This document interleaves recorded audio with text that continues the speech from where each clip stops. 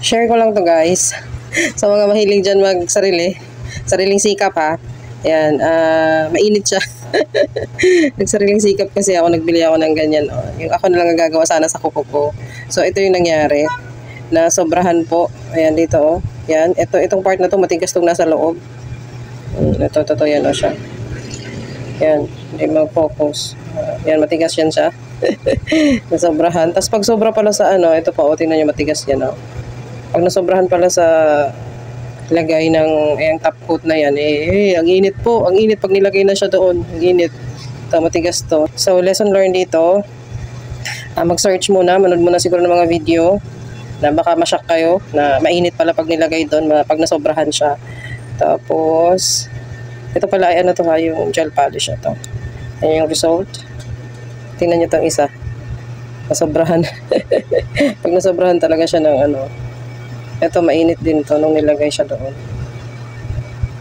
So yun lang, dapat pag top coat na manipis lang talaga lalagay nyo.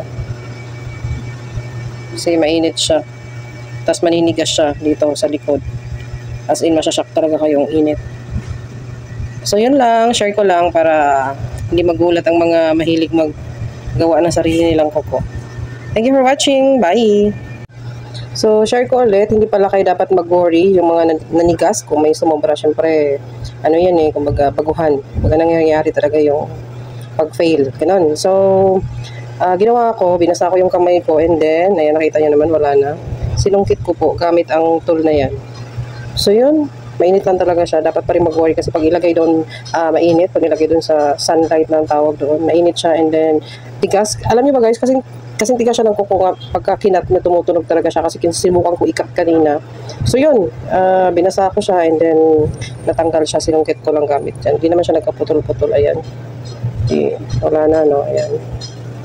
Natanggal na siya. So yun, galing yun dito. Tigas talaga siya.